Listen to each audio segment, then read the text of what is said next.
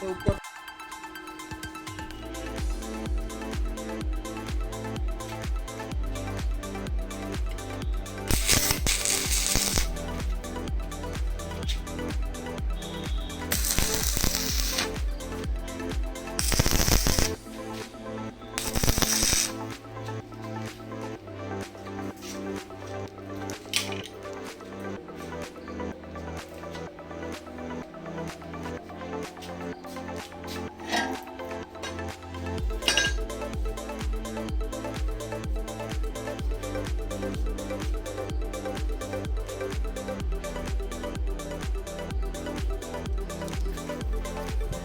ये बेल्ट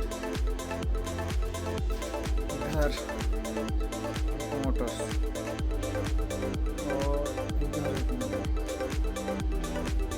दोनों मोटर में 4 HP इधर का।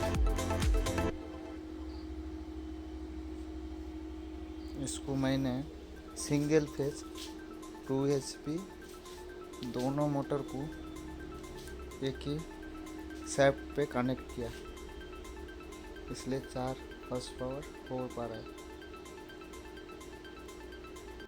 देखिए ये जो मोटर है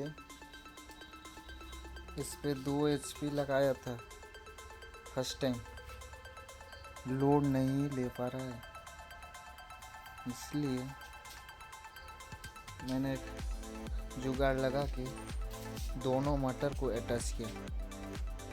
2 है, ये 2 HP वो 2 HP, 4 HP एक कनेक्ट में एक मतलब एक शाफ्ट में लगाया, तब लोड चल जाएगा।